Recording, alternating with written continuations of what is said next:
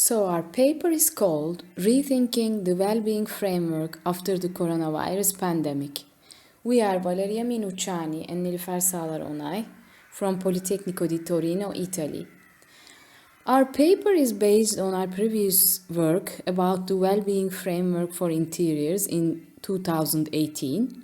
It has become important to rethink the framework as a result of the recent contaminations between the disciplines of architecture and neuroscience that impose the importance of scientific research, especially at the intersection of architecture, design, medical sciences, and social sciences.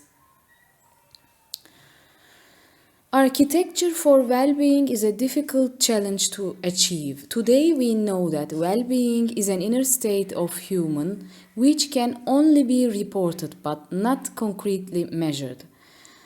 But this is also the same for space. Interpretation of space and architecture is related to human nature.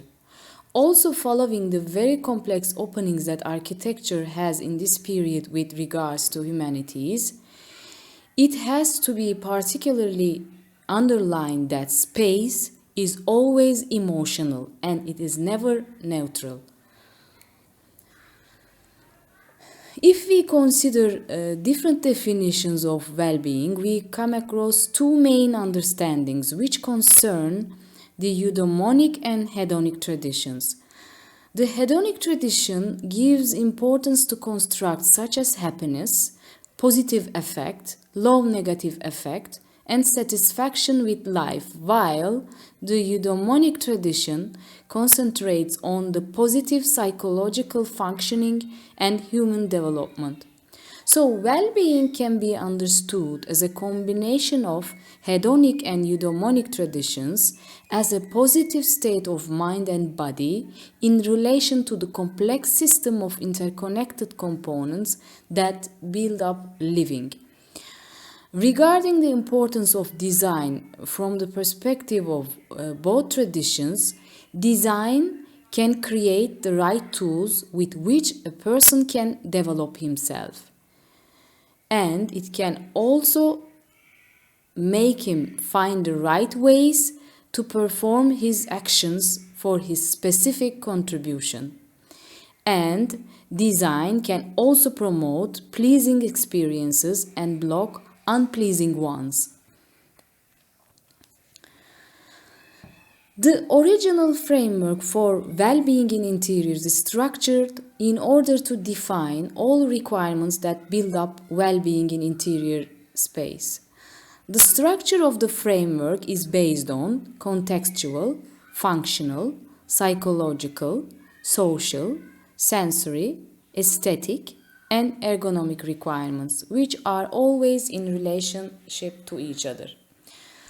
So, if we need to briefly define these requirements, we start with connection to context as the key element for environmental design, the key that makes every interior unique with its location and its relationship to the rest of the world. Then comes functional requirements that are concerned with creating spatial solutions that support human activity. And we have psychological requirements that are more indirect as they deal with the outcomes of the interaction between human and space. Then social requirements that deal with the spatial opportunities for the level of interaction between people. Then sensory requirements that are concerned with both quantitative factors like heating, illumination, acoustics, sound control, etc., and their reflections on human senses. Then we have the aesthetic requirements that are also important as they refer to the integrity and harmony of all spatial elements that can be pleasing to human senses. And lastly, ergonomic requirements that are more concrete as they refer to the relationship between interior components and human body.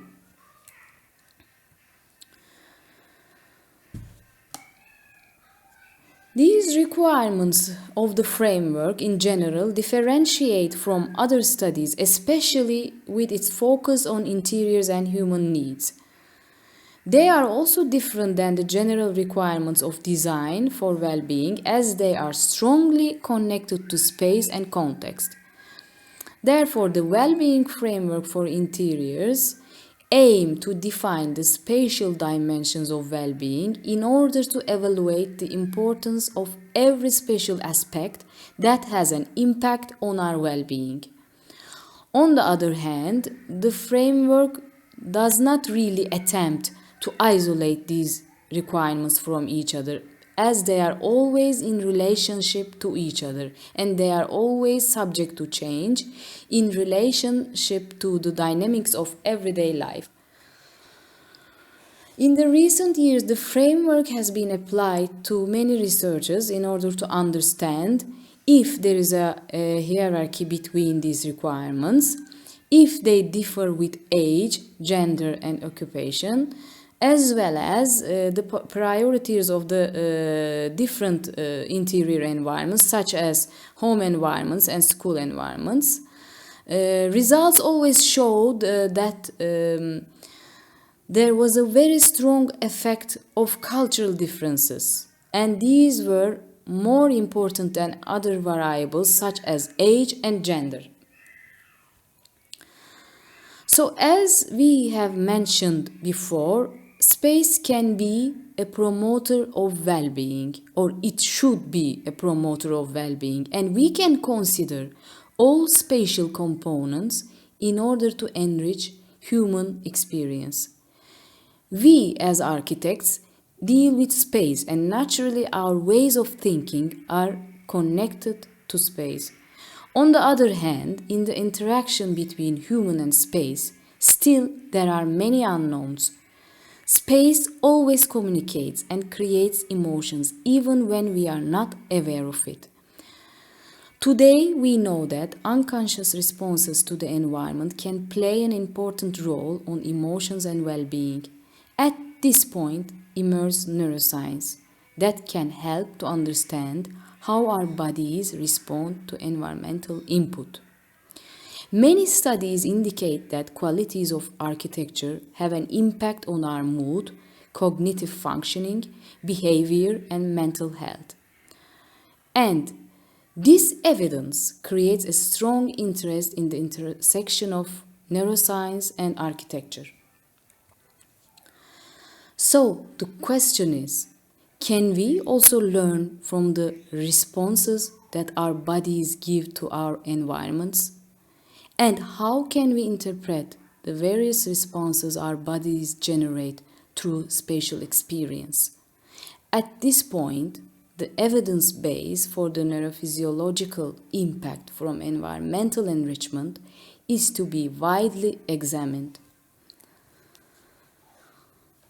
So, regarding the involvement of human body in space, it becomes necessary to think about another requirement, focusing on the human aspect and most specifically emotions that are generated by spatial aspects.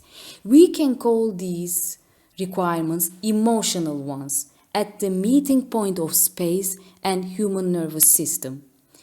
As we know that there is a connection between neurophysiological measures and emotions, these bodily responses can be used as a source of feedback for all other spatial requirements.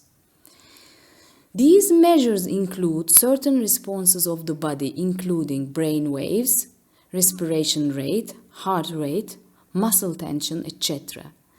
While space generates certain neurophysiological changes in our body, in fact, our emotions change.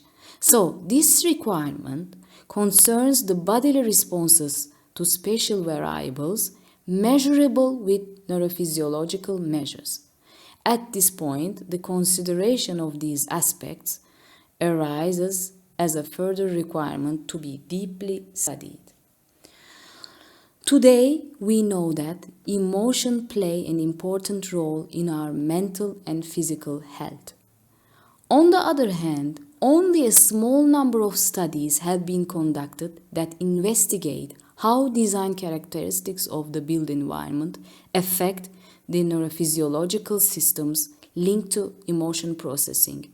So, this work, focusing on the updated version of the framework for well-being in interiors, can be used as a roadmap for further research that will focus on the interaction between space, emotion, and well-being at the meeting point of neuroscience and architecture. Thank you very much for your attention.